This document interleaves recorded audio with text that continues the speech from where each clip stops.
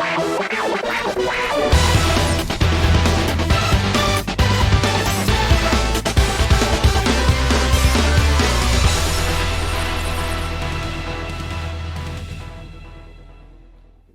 you guys, what's up? This is Brandon and this is my review of Squid Game.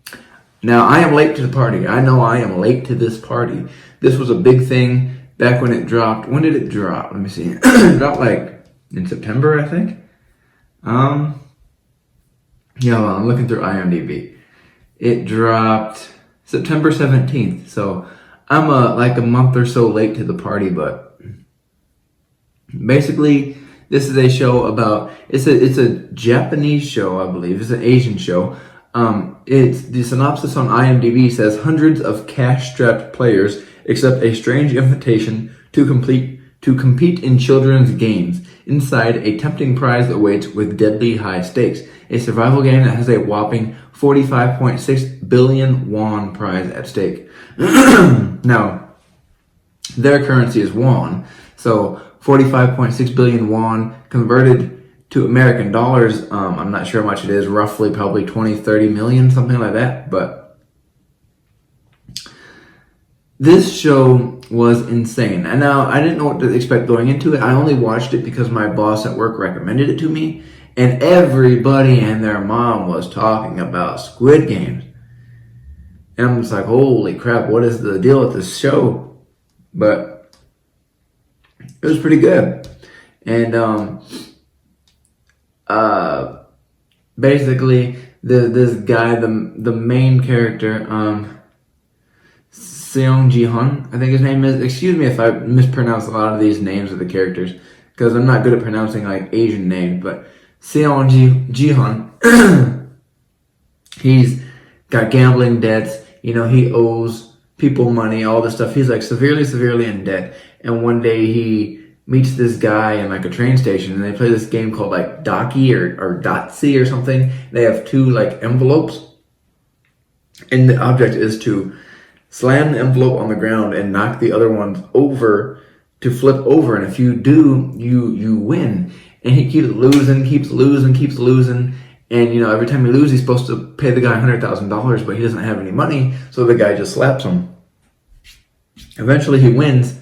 He wins that $100,000 from the guy, or 100,000 won, sorry, from the guy, and that's what entices him to play. And the guy gives him a card for Squid Games. Squid Game, and you call this number, and you can go in and play these games. But people don't know that their lives are also at stake, because you go in, you call this number, they pick you up, they gas you.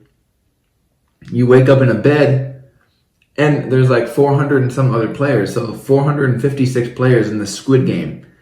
And he wakes up in a bed with all these players in an empty room, and basically they're there to play for money. And it's explained, you know, how all these people who are in control of the Squid Game know all about their lives, know everything about them, how cash-strapped they are, and that this, you know, game is for money, but they don't know that their lives are at stake. So they play, you know, the first children's game, red light, green light, and the people who start moving end up getting shot, end up getting executed, like actually eliminated, like killed.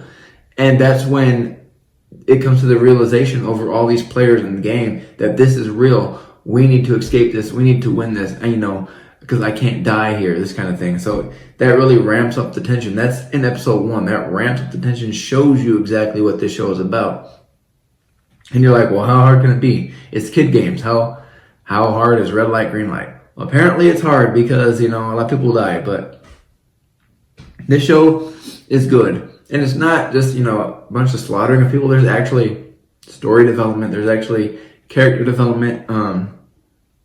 Not the characters. There's an annoying character throughout the show that I just want to die. I'm like, holy crap, why aren't they dead already? You know, those kind of characters. There's, let's see, Song-woo is, I think, Ji-hun's friend. And then you got Ali, he's the good character in there. There's Se-byok, I guess. I can't pronounce half his names. And then there's Jun-ho. There's Jun-ho, and he's a detective. And he lost his brother, I believe, to, like, his brother disappeared to the Squid Game, I believe. So he goes looking for his brother at the Squid Game facility. as a cop undercover. And the way he does it is kind of cool. I'm not going to spoil it for you, but it's definitely a cool side story within the story of Squid Game. I definitely think that's very cool. Then there's Ilnam.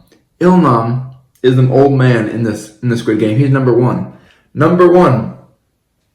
And he plays through the Squid Game, and he's just as happy as can be. And he has this like brain tumor. So, he's just trying to live out the last of his life and play this game while he can. What does he have to lose? And there's some twists and turns in this, especially the one who's behind all of it, the one who's behind all the Squid Games, why he did it, what the motive is behind it, that kind of thing. And the way they left it off, it seems like there's going to be a season 2, because this was it was great. The way it left off, there's going to be a season 2. I don't know what season 2 is really going to be about, but this is probably the most watched show in Netflix history, besides Stranger Things. So there's got to be a season 2 for Squid Game. But Squid Game, I definitely enjoyed it, and I'm going to give Squid Game a B+. I thought it was a very good show. I really enjoyed it. The mystery behind it, the intrigue, the suspense, the terror sometimes, all great, all rolled into one. Give it definitely a B+. If you saw Squid Game, let me know your thoughts on it in the comment section below. Also, if this is your first time viewing, please click that subscribe button for more. This is Brandon. Thanks for watching.